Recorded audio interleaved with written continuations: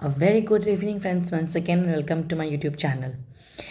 In continuation of a topic of studying about the journal entries, I had taken up 3 entries where I told you first thing, when a person starts a business, what entry do we pass? Yes, it is cash account debit to capital account. Second entry we pass is for purchasing of the goods for cash. तो entry मैंने आपको समझाई थी, purchase account debit to cash account. And the third entry that I had passed was for purchase of goods on credit basis.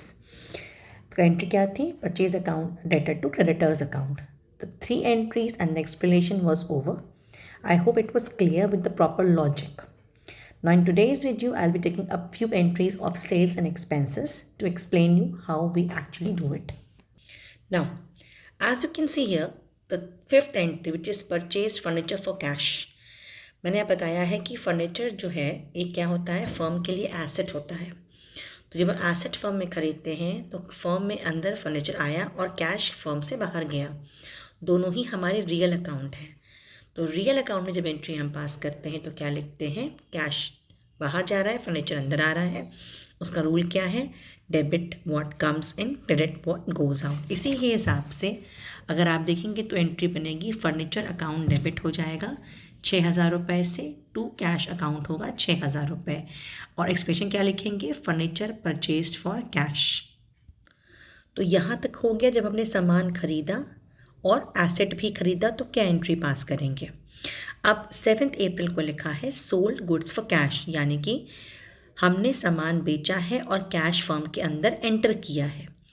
इसका मतलब goods firm के बाहर गए हैं और कैश फर्म के अंदर आया है. जब भी हम सेल करते हैं कोई चीज़ तो मुझे क्या मिलता है? इनकम मिलता है. इसके हिसाब से कैश फर्म में अंदर आया तो कैश अकाउंट डेबिट हो जाएगा. और सेल्स क्या है? सेल्स हमारी इनकम है, तो एंट्री बनती है cash account debit to sales account. Next देखिए, लिखा है सोल्ड गुड्स टू महेश. जब हम सामान महेश को बेचेंगे तो महेश को सामान रिसीव होगा, तो वो हमारे लिए रिसीवर हो गया. और सेल्स मतलब एक इनकम जनरेट हुई है. इसकी प्रीवियस वाली एंट्री में मैंने क्या बताया था कि कैश फर्म के अंदर आ रहा था तो कैश अकाउंट डेबिट हुआ था और सेल्स हमारी इनकम है, so all incomes are being credited. यहाँ पर एक इंसान को मैं सामान बेच रही हूँ उधार पे, तो वो इंसान महेश उसने गुड्स को रिसीव किया और सेल हुआ. तो Mahesh is a personal account. Rule क्या है? Debit the receiver. तो यहाँ पर महेश को हम डेबिट करेंगे और सेल्स हुआ है वह इनकम है, सेल्स को हम क्रेडिट करेंगे. तो इसके हिसाब से एंट्री बनती है Mahesh account debit 15,000 to sales account 15,000. Cash की एंट्री थी. जब हमने फर्नीचर खरीदा था तो फर्नीचर टू कैश हुआ था. जब गुड्स बेचा तो कैश टू सेल्स हुआ. और जब गुड्स एक ह्यूमन बीइंग को बेचा तो Mahesh account debit to sales account हो गया. तो इस 3 एंट्री में आपने सीखा कि depending upon the nature of a transaction we actually journalise the entries. और हर कंडीशन में जो डेबिट का अमाउंट है वो क्रेडिट अमाउंट के इक्वल है.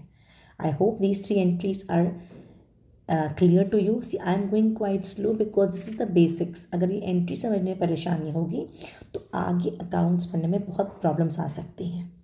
I hope I am clear.